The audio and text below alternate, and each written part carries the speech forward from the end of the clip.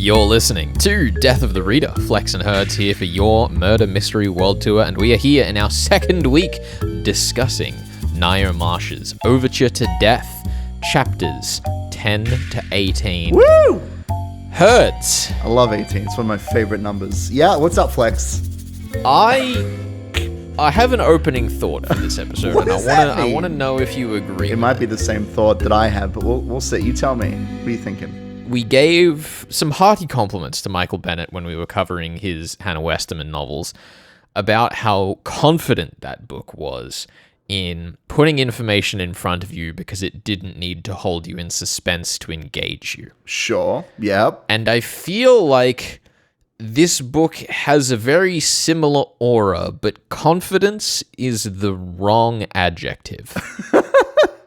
I think I see what you're kind of going at. I think the distinction I'd make here is that Ngaio Marsh is like writing as part of the golden age of crime. And the way that I approach this novel looking for clues, I don't really feel like I have to look very hard for them. I feel like whenever a clue is presented in the story, it's very obvious because Inspector Alleyn says, oh boy, this is something strange that I should maybe think about and assess later. It may not be a clue, but it's probably important, which means it's a clue. I'm thinking about the onion right now, which is definitely one of the sillier clues in this novel because of how often it comes up. Yeah, we find like a teapot with a bit of onion inside it, and the teapot's in like a weird location in a dressing room where no one would have actually stashed it. Yeah, it's just by its existence absurd. It reminds me of last week I was talking about how we really emphasize the use of the soft pedal in the piece of music that Idris Campanula is going to play, which of course indicates that that's going to be the thing that kills her. Although we do get some interesting detail about that song, I believe that it's like a funeral procession hymn or something. Yeah, she's like foreshadowing her own death. Yeah, it's pretty good. It's pretty good. The pom pom pom is supposed to be, I want to say, the corpse knocking on the lid or something, or somebody. Yeah. It's very macabre, which is really quite cool. I really enjoy the flavor of this novel. But yeah, I am having a similar experience where I can't say that I've 100% solved the mystery, but partly because I don't really know what I'm supposed to be puzzling right now. I feel like much of it is evident. Because effectively what the story has done at this point is that it has narrowed us down to like half a potential culprit. We effectively only have one real suspect as far as the book has portrayed it. And like the book is saying that there are more suspects, but it's definitely not engaging with any of them but one. And all that it's tried to do is to just create a couple of little weird temporal oddities that like close off Miss Prentice from being the killer. What? Miss Prentice, the killer? Crazy. Look, I was going to save this for the mystery section of the show. We can do this backwards. No one's stopping us. Except for ourselves. But I think it is bold the way that all the characters are characterized, because there are people that have secrets. Miss Ross and Dr. Template and the kids and Miss Prentice, obviously. But like the way that Alan interacts with the two lover characters, Dina and Henry, he says, oh, you've got secrets, have you? Well, isn't that fun? And he smokes his pipe and they're laughing at him and considering whether they should tell him what they know. And they're being very playful with each other. And then when we get to Dr. Template and Emily Ross, look, when we get to that couple, we kind of already know what their secret is. The secret is that Dr. Template is being unfaithful to his wife. His invalid wife. His invalid wife. I just cringe every time I read it. So you can understand why he would have an affair with an invalid wife. Of course, it's so explicable. But like in all the other characters' interactions, besides clues and mechanisms and train timelines and the pathways that the characters take through the scenes, the way that Alan interacts with the characters is notably different for everyone except for Miss Prentice, because everybody else is willing to cooperate with him and make jokes and be a silly character. But when we have our conversation with Miss Prentice, it's in two parts, and she is the cagiest character I have read in any novel. Not to mention that pretty much everyone else seems to suspect Miss Prentice as well. Yes. There's this whole thing where Henry and Dina are talking with Alleyn, and they're like, oh, maybe Miss Prentice infected her finger so that she'd be able to fake not having to play the piano. Who knows if that's actually what happened, but the fact that people are inventing absurdities to blame this woman... I mean, Henry does a good job of implicating himself as well in a moment of what feels like is supposed to be the H word, which is kind of fun. He's having a very hard time dealing with the death of somebody that he knows. He invents a scenario where he could have been the killer, basically. But it's very light and it's gone almost as fast as it appears. One of the things that definitely hasn't aged as well about this book, as you allude to there, is like the discussion between Dina, Henry, and Alleyn, where they're like, oh, you know, she's the sort that's always called a man's woman. She can't cut it with her own sex. Like, stop. Yeah, there's definitely some gender stuff in this book that's a bit gross. Although I should mention, because we are in the mystery section apparently, that it seems pretty clear at this point that it's a woman's crime, just because of the emphasis that Ngaio Marsh is putting on the underhandedness, which is also a part of that, like, gross subtext. I know, and the fact that Alleyn walks in and says that, like, immediately, he's just like, yeah, this reeks of woman. This is a woman's crime because of how underhanded it is, and that's something that's reinforced. I'd like to thank Ngaio Marsh for giving yet characters. another book of me sarcastically saying extremely sexist things for our editors to clip out of context. It's great. It's great. Yeah, I don't know. Like, I feel like it's supposed to be a series of red herrings, but I had the same feeling around that one scene in a Caribbean mystery that we covered not that long ago, where the characters basically tell us what's going on in the book and then say, oh, well, maybe it isn't that exact thing when it is that thing. At least in this book, it's peppered all the way through. Everything is relevant. There's less scenes of just characters doing less important things. Every scene after Alleyn shows up is directly relevant to his investigation, and more often than not, a scene that he takes part in, which is nice, because we do get some good characterization of Alleyn and his sort of reverence for his job. I think something that does help this novel is if we take that angle that all of these clues are so obvious because they're kind of jokes or sort of deliberate winks at the audience in a way that just isn't as subtle as maybe we're expecting. Like, I think there's an argument there for its quality, because there are a few good meta jokes about, like, oh, this is a Sherlock novel, and this is historically a pretty well-received Ngaio Marsh novel, and I think that the further we get into it, the more it does come back to, as I was saying at the beginning, that sort of alternate confidence where it's not trying to be your best murder mystery, it's trying to have a bit of fun poking at genre conventions. Like, you know, the entire setup we have so far is that Alan's walked in, seen this, like, booby trap pistol device that's in the piano activated by the soft pedal, and he's gone, well, this is outrageously far-fetched. This doesn't happen in reality, but yet it has happened. The implication being that this is not reality. Self-aware Alleyn? Let's go. And also the way that we, like, explain how it happened in quote-unquote reality is almost sillier than it having happened. Like, yes, the killer may have stumbled across this water pistol trap put together by Georgie Biggins, well spotted last week. Thank you. I mean, look, on that note, I'm glad I said something last week. Like, I was going to go with a different theory, but I just felt like it was something that had to be mentioned, and I'm glad that I did, because we walk through that in the entire setup of the crime. We walk through the fact that the piano was tampered with. Georgie Biggins confesses to it. We find the water pistol at the scene of the crime, which is apparently what the witness was, and not Miss Prentice crying, which is a whole other thing.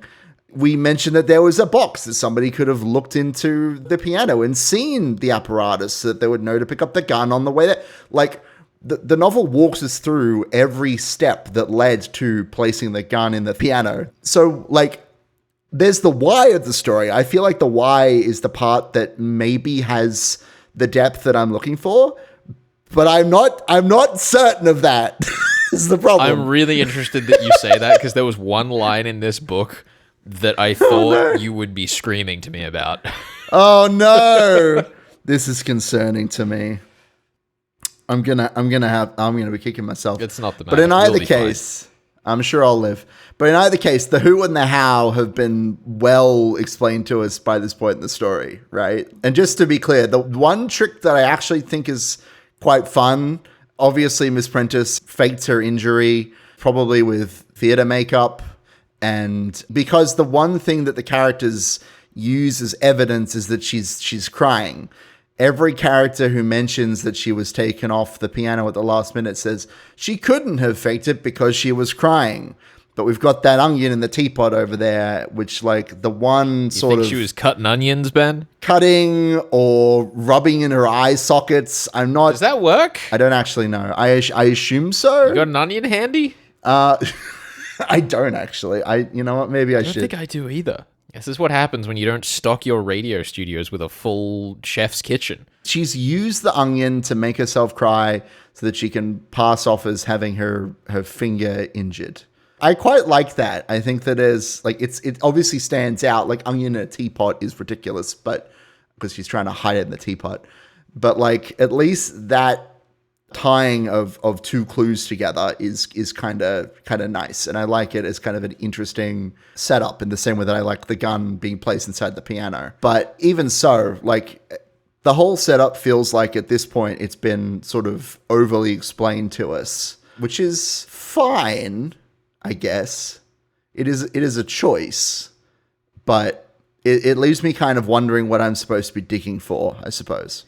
Yeah, I mean, I think the sort of interesting question that we find ourselves with is that like this book does have a lot of those loose threads still in here. Like the actual core mystery, the core fundamentals, the core layout of the story is like kind of deeply predictable in the conventional murder mystery sense. But one of the things that I think makes this book ring so true is that it leaves enough of the right sort of questions that if you're trying to engage with it in a mystery sense, there's still plenty for you to kind of dig into here, even if the actual narrative arc is fairly self-evident.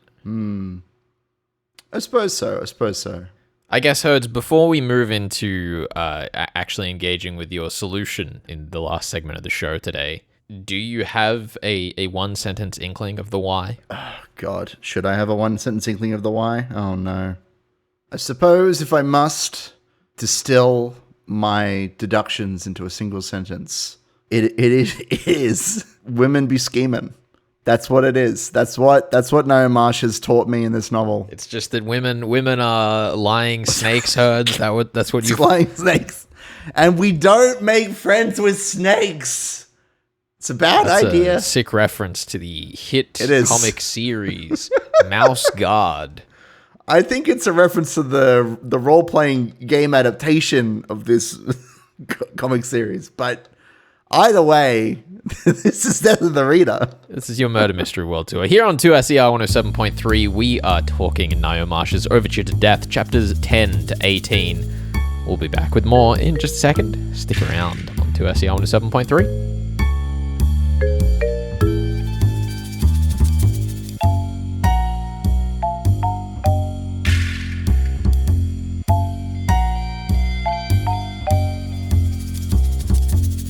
You're listening to Death of the Reader. Flex and Hertz here for your Murder Mystery World Tour. We are discussing Ngaio Marsh's Overture to Death, chapters 10 to 18. Combination of chapters that for some reason I've written like 12 different ways in my notes. Don't know why I did that, but Hertz, speaking of confusion.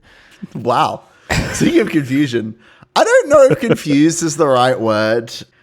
You know, maybe it is the right word. Look, I feel like in many ways, the solution to this novel has been laid before me, but the why itself, I'm not 100% confident in. The who is Miss Prentice. The how is, I mean, they've Gun, already told us pistol, the piano. how.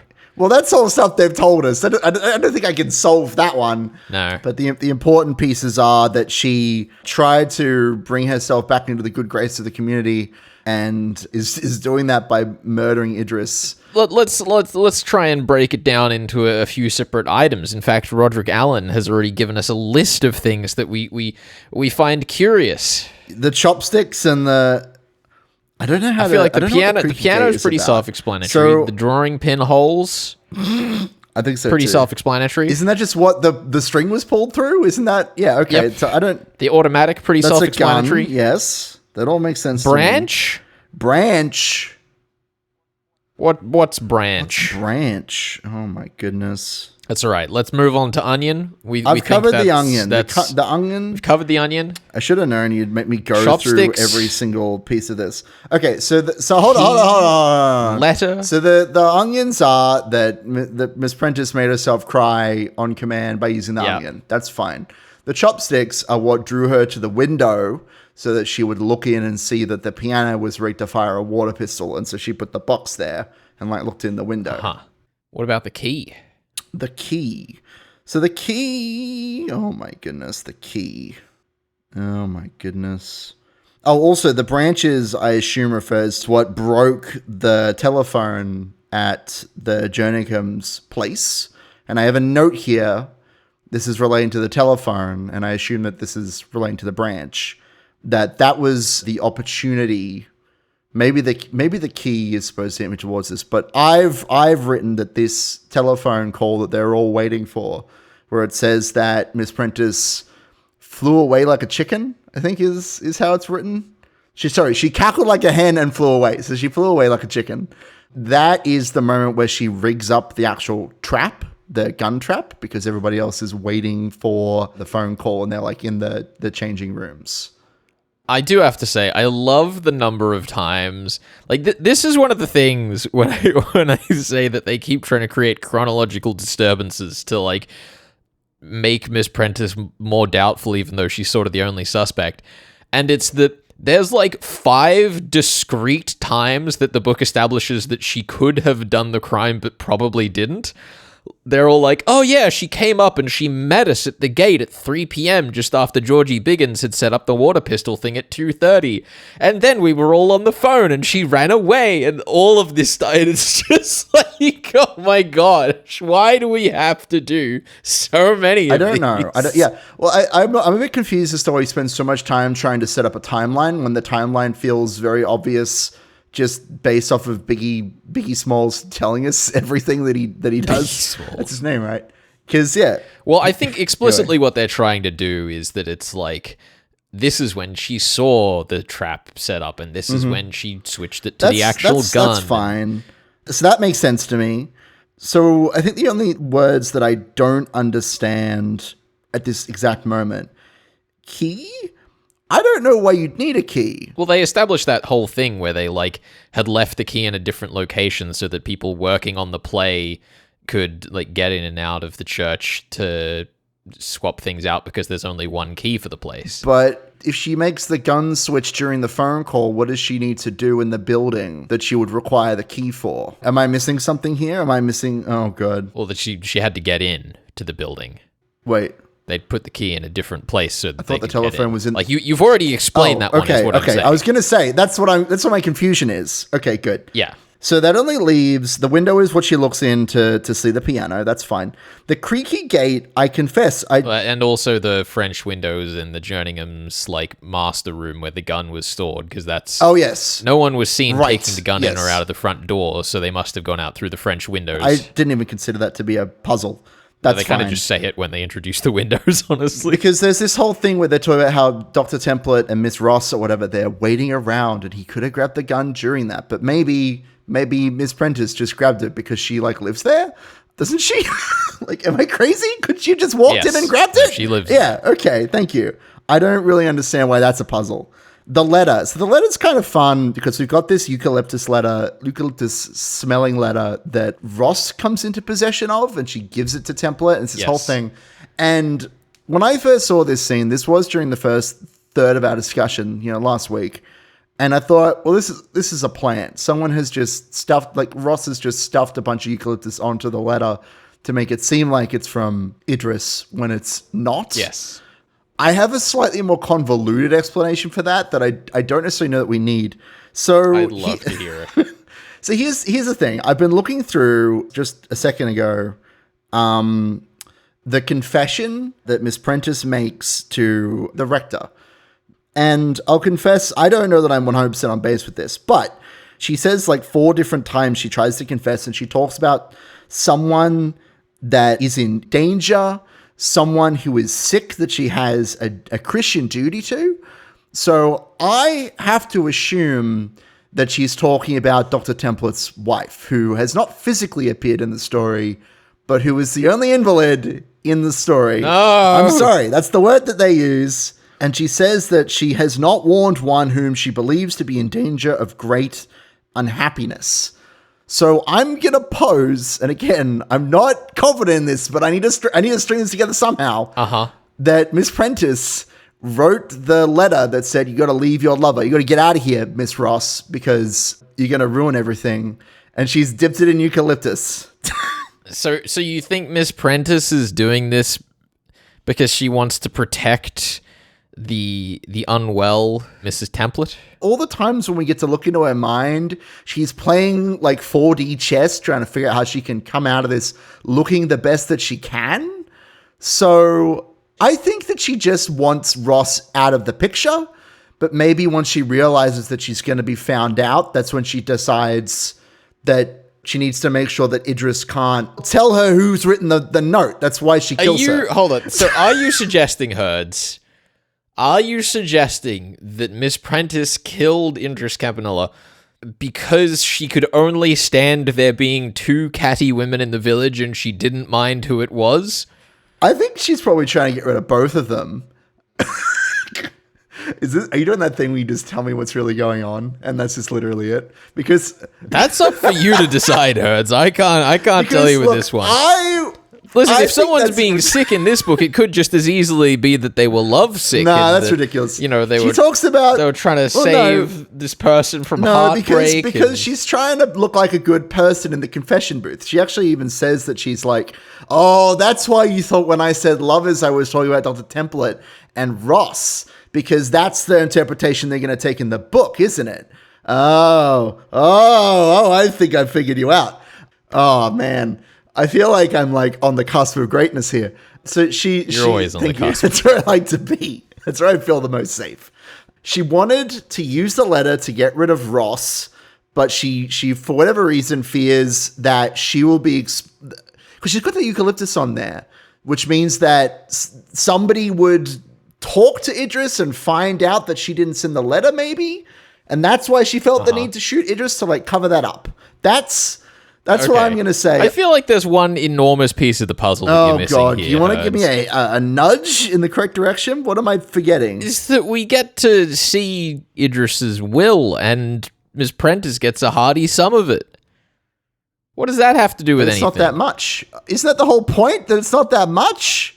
It's like a tiny amount? Oh, God. Well, yeah, but like, who else is on there? Why is it a tiny amount? Hold on. There's all of her relatives. There's a little bit that goes to the local church. Alleyn says that it's not about money, and I'm willing to trust Alleyn that money has nothing to do with it. Nothing to do with it. But let's say, because clearly I have to work this stupid will in somehow. I hate wills. I hate wills and murder mysteries. Throw them out. Get them out of here. Promises? Sure. Blackmail? Absolutely. Love letters? More of that. Wills? Trite. Ngaio Marsh, I'm calling you out. Let's say, because they say that Idris was planning on changing her will, but it didn't go through. Is that correct? I'm going to say that that's the case. Okay. Because it says that all the money is going to the rector, who Miss Prentice plans on marrying anyway. So she's probably trying to stop that from changing. Let's say that. Well, yeah, because they like find the letter where it ends with a half scratched out Idris Campanella. See me at our earliest convenience. To which Alleyn says, incubus, miserable parasite. Yeah. That didn't go through, and so Prentice wanted to stop that. Clearly, all right. I guess. Sounds good to me. I don't know. I don't know that I've understood the importance of that statement, but I guess that's what we're going with. Herds, been a delight as always. Next week on the show, we're reading all the way to the end of Overture to Death by Ngaio Marsh. I hope, Herds, that you have a delightful time with the end of this novel, because it is, at the very least, a good hearty bit of fun. I'm looking forward to it. I'm looking forward to seeing how many guns jump out of pianos and shoot people. It's going to be great. The gun was the real killer all along. That's what I believe in. This is your Murder Mystery World Tour here on 2SER 107.3. Catch you with more of Ngaio Marsh next week on the show. We're out of here.